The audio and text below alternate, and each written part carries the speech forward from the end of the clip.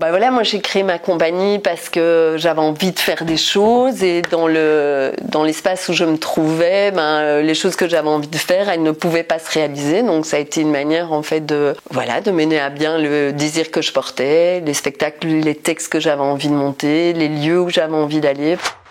Alors je dirais pas qu'entreprendre répond à un problème de société, je dirais que plutôt entreprendre permet de répondre déjà à la question de l'urgence, l'envie de faire une chose et d'avoir envie de le faire ici et maintenant, et parfois les structures n'existent pas, et puis aussi à une envie de modeler le monde. Moi, ici et maintenant, j'avais envie de faire des choses avec des gens, et il n'y avait pas d'espace, ni de structure pour les porter, et donc à un moment, on n'est jamais mieux servi que par soi-même. Mais les freins, d'abord, c'est la légitimité. Ça veut dire que les gens ne vous connaissent pas et au début, est-ce qu'ils vont vous faire confiance? Donc bien souvent, en fait, il faut commencer à faire les choses avant d'être épaulé. Donc pas avoir peur de mouiller sa chemise, pas avoir peur de faire des choses et on n'est pas toujours payé pour les faire, on sera payé après. Pas avoir peur d'aller frapper à des portes plusieurs fois et au début, il y a une toute petite confiance qui s'installe et le dicton de prête corrige, c'est vrai. Ça veut dire qu'une fois que vous avez la confiance d'une personne, une autre va venir, etc. Donc je pense que pas avoir peur de travailler beaucoup, pas avoir peur de, entre guillemets, de perdre du temps. J'ai jamais connu quelqu'un qui s'était battu pour quelque chose et qui avait pas été payé de retour.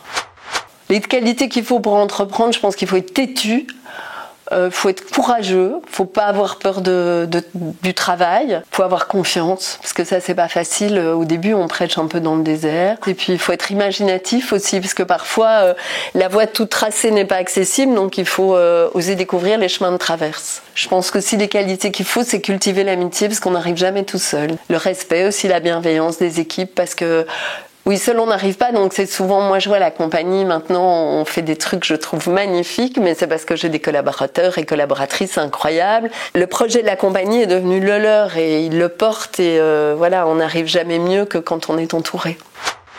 Je trouve que dans le milieu du théâtre, en tout cas la question de la séduction intervient encore beaucoup et c'est encore beaucoup un univers où le pouvoir appartient aux hommes. Même si c'est en train de changer.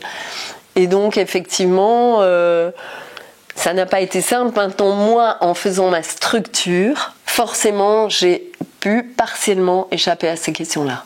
Mais maintenant, il n'y a rien à faire. Quand je viens de proposer un spectacle, j'ai affaire à des hommes et c'est clair que les choses ne sont pas toujours simples. Mais ce qu'il y a, c'est qu'en fait, c'est à partir du moment où on dépend du bon vouloir ou d'une subvention ou d'une autorisation dans un théâtre et la question du rapport à l'homme est pas toujours facile. Voilà, je trouve. On constate une évolution, mais il y a encore du boulot. Une société qui se porte bien et qui innove, c'est une société où il y a beaucoup d'entrepreneuriat.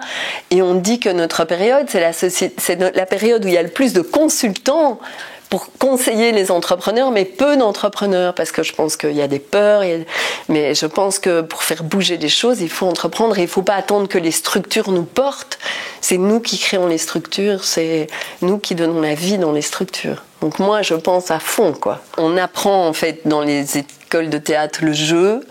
Mais en fait, ce qui se passe, c'est que le jeu, c'est une petite partie du métier. Parce qu'il faut plein d'autres aptitudes, en fait. Pour tenir dans ce métier, il faut pouvoir porter des projets, pouvoir les défendre, pouvoir les structurer, pouvoir fédérer des équipes, pouvoir gérer des équipes. Et ça, c'est une énorme partie du travail. Et si on n'a pas ces capacités-là, en fait, avoir un jeu incroyable peut vous laisser sur le carreau parce qu'en fait je pense qu'avant, il y a 50, 60 ans, des gens pouvaient faire toute leur carrière en ne faisant que jouer, mais maintenant en fait il faut se diversifier et ça c'est un sacré challenge et c'est vrai que certaines écoles commencent à mettre ça en avant.